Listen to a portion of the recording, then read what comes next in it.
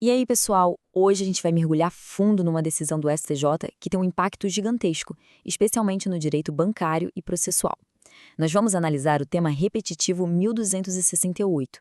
Seu objetivo é passar em concursos de ponta, como os do Ministério Público. Entender esse julgado não é só importante, é fundamental. Então, qual vai ser o nosso roteiro aqui?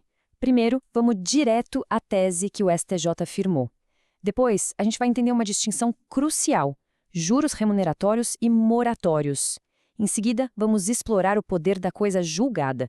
E, por fim, a gente amarra tudo para entender a conclusão do tribunal. Vamos nessa! Ok, sem rodeios, vamos direto ao ponto central. O que, afinal de contas, o STJ decidiu? Saber a tese logo de cara nos dá um norte para compreender todo o raciocínio por trás dela. Pensa só na seguinte situação que é bem comum. Uma pessoa entra com uma ação, o juiz declara que uma tarifa bancária era ilegal e determina que o banco devolva o dinheiro. Perfeito. Mas aí a pessoa pensa, espera aí, eu paguei juros sobre essa tarifa durante anos. A pergunta que fica é, dá para entrar com uma segunda ação separada só para pedir a devolução desses juros? Essa é exatamente a questão que o tema 1268 veio responder. E a resposta do STJ foi um não, bem claro e direto. A tese é essa aí, cristalina. Basicamente, a coisa julgada, aquela decisão final do primeiro processo, funciona como uma barreira. Ela impede que se discuta de novo, não só a tarifa, mas tudo que estava ligado a ela, o que inclui os juros remuneratórios. Tudo deveria ter sido pedido e discutido na primeira ação. Guarde bem essa ideia. Beleza, a gente já sabe a resposta. Mas para entender por que o STJ decidiu assim, precisamos dar um passo atrás e entender uma peça-chave desse quebra-cabeça, a diferença gritante entre juros remuneratórios e juros moratórios. E olha, essa diferença aqui é a chave de tudo. De um lado, os juros remuneratórios. Pense neles como o preço do dinheiro, o fruto do capital. Eles vêm do contrato e, o mais importante, precisam ser pedidos de forma expressa no processo. Se não pedir, o juiz não dá. Do outro lado, temos os juros moratórios. A natureza deles é completamente diferente. É uma penalidade pelo atraso no pagamento. Por terem natureza legal, o próprio CPC diz que eles são um pedido implícito. E a súmula 254 do STF ainda confirma que eles podem ser cobrados, mesmo que a sentença não fale nada. E isso se conecta com outra decisão importante do STJ, o tema 887, que já tinha deixado isso bem claro. Juros remuneratórios não são pedido implícito. Para cobrar esses juros numa execução, é preciso que a sentença ou título judicial diga com todas as letras que eles são devidos.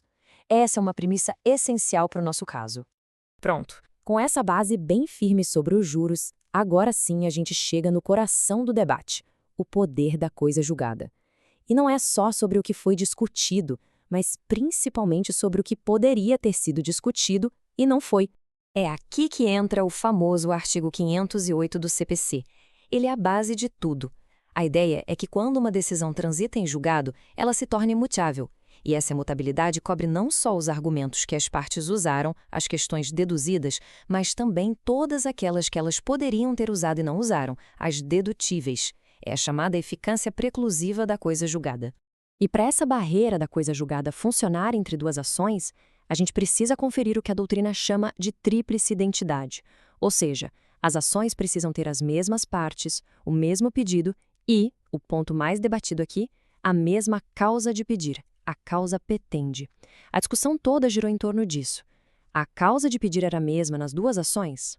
E o que o STJ disse sobre isso? Disse que sim, sem dúvida.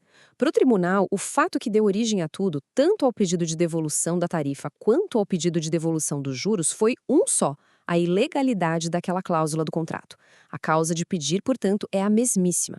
Isso aqui é um exemplo perfeito daquele princípio que a gente estuda, o da gravitação jurídica. Lembra dele? O acessório sempre segue a sorte do principal. Nesse caso, a tarifa é o principal e os juros são o acessório. Se a cobrança principal foi considerada ilegal, a discussão sobre os juros, que são a consequência direta disso, faz parte do mesmo pacote. Não é uma nova discussão, é um desdobramento da primeira. E não é uma ideia tirada do nada, viu? O próprio STJ, no acórdão, fez questão de citar grandes processualistas, como Daniel Amorim e Assunção Neves. A ideia é essa: a força da coisa julgada se estende a todos os argumentos e consequências que poderiam ter sido levantados a partir daquela causa de pedido original. Beleza, agora vamos juntar todas as peças e ver como o STJ fechou esse raciocínio, olhando não só para a doutrina, mas também para as consequências práticas dessa decisão para o judiciário. Vamos recapitular a lógica do STJ passo a passo para não ficar nenhuma dúvida. Primeiro, a causa de pedir é a mesma, a ilegalidade no contrato. Segundo, por causa disso, a questão dos juros remuneratórios era algo que a parte poderia e deveria ter levantado já na primeira ação, era uma questão dedutível. Terceiro, aceitar uma segunda ação seria permitir um fatiamento da lide, um abuso do direito de ação. E quarto, a conclusão lógica, a coisa julgada barra essa segunda tentativa. No fim das contas, por trás de toda essa discussão técnica, existe um objetivo muito prático. O STJ quer fortalecer a segurança jurídica para que uma decisão seja realmente final e também quer mais eficiência e racionalidade no processo, evitando que o judiciário fique sobrecarregado com múltiplas ações que poderiam ser resolvidas de uma vez só. E para fechar, fica aqui uma provocação para a gente pensar. De um lado, essa tese claramente reforça a segurança jurídica, mas do outro, ela joga um fardo maior sobre quem entra com a ação, que agora tem que ser extremamente diligente e prever todos os desdobramentos possíveis do seu pedido inicial, senão corre o risco de perder um direito para sempre. É um equilíbrio delicado, né? E aí, curtiu essa análise mais a fundo? Se esse material ajudou a clarear as coisas e a se preparar melhor, não esqueça de se inscrever no canal e deixar aquele like. Isso nos ajuda a continuar produzindo conteúdo jurídico denso e de qualidade. Um abraço e até a próxima!